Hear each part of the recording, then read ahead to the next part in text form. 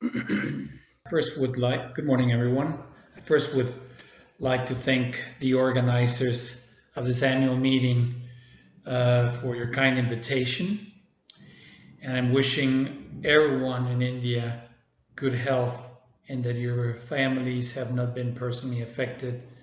And if you have that, you can recover quickly. You are in our thoughts and prayers. I would like to speak to you today about the role of simulation-based training in ophthalmology, particularly with cataract. And what role does it have? What role does the Help Me See simulator have in this topic? And a little bit of the work that we're doing with our partners in India. What do we understand by simulation in eye care? Well, there's surgical simulation, there's non-surgical simulation, and high fidelity versus low fidelity. Obviously, the concept is not new, just how developed that simulation happens to be, because we have the Kitaro eyes, these models that you can purchase anywhere. You will be able to also peel and do a capsule rhexis in a tomato or a grape, the bionicle eyes. So it just depends what we understand by simulation. It can be as simple as that or an aviation simulation machine. In ophthalmology, obviously, there's a few simulation machines out there. Probably the most well-known one is the BR Magic one, which is based on the on phaco surgery, and also it has the modules for retina surgery, and the Help Me See simulator on your left. The advantage that we have with the Help Me See simulator is that it has haptic feedback and the extraordinary fidelity, meaning what it shows you is almost what you would be seeing out of a true microscope.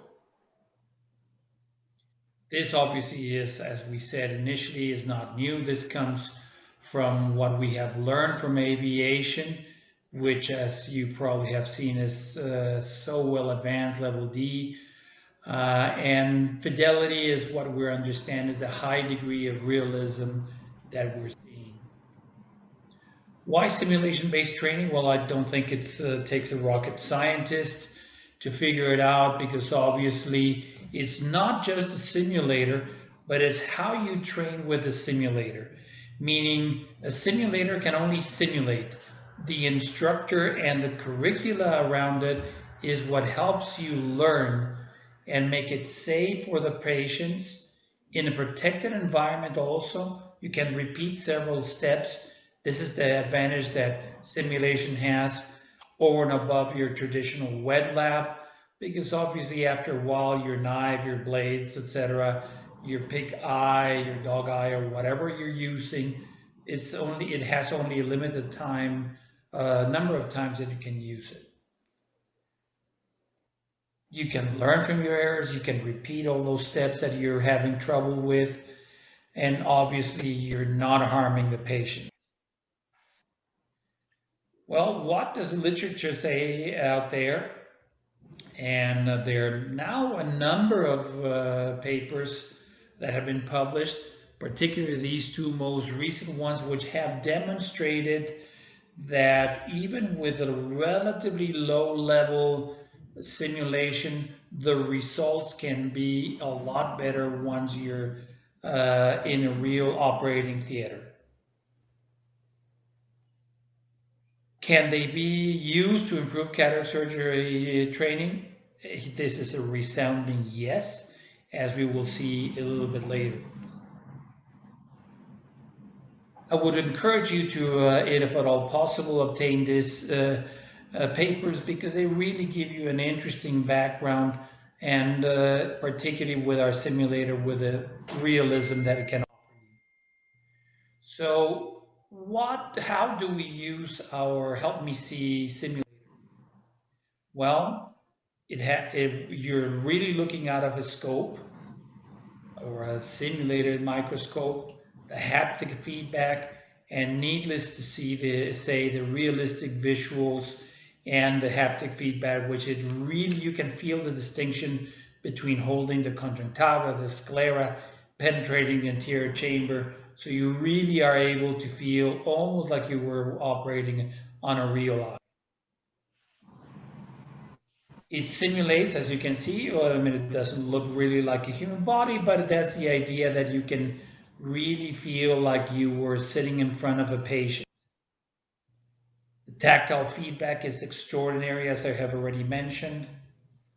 You can actually see, for instance, realism here, where you can feel that you're injecting viscoelastic and even bubbles in some cases that you can see. It's really amazing. As you're showing, as you're able to see here, you can simulate also the iris damage, change the color of the irises, how deep it is placed in the socket, and soon we'll have a lot of the complications that you can find.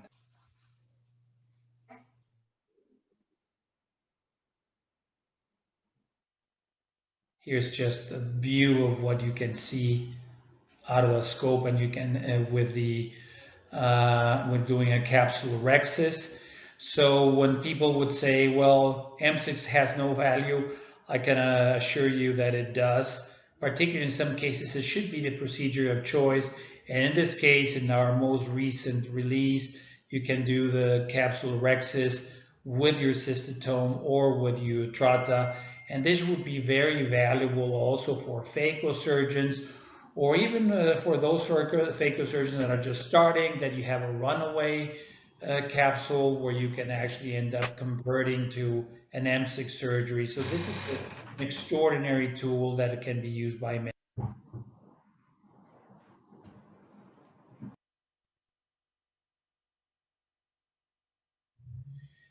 So now we have a complete procedure. As I mentioned, we have the anatomical variations.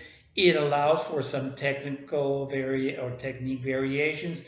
We know that some people do it bevel up, bevel down, do a left to right, right to left. So this is just a way of allowing the possibility for people to use it in different ways, but always, and I will have to stress this, with a curricula around it.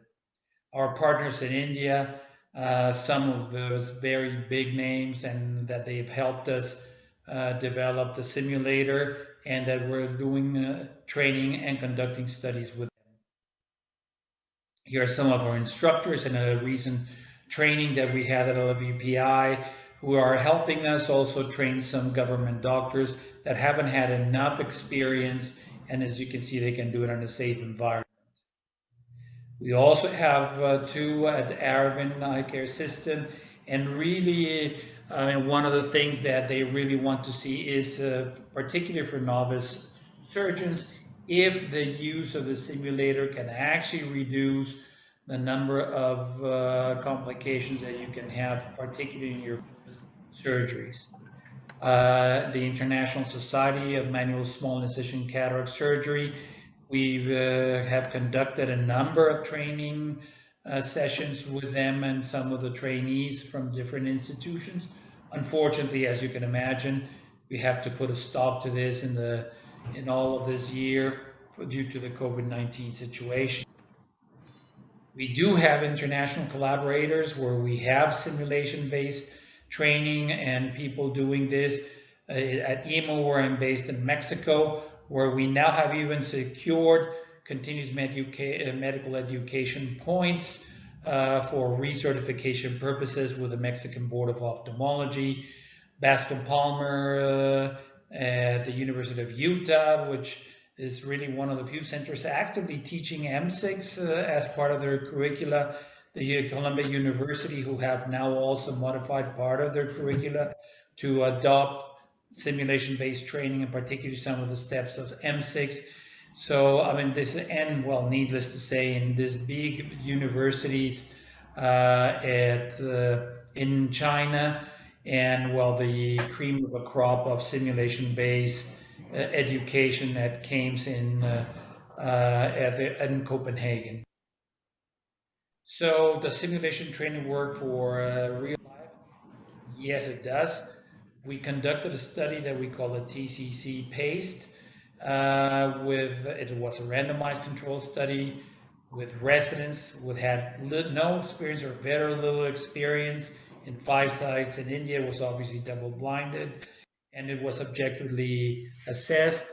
And as you can see, the two arms were very similar, and the results, well, I won't dwell too much into them, but you can clearly see that the typical ones that went through your normal training of wet lab had more complications than those that included simulation in their first surgery.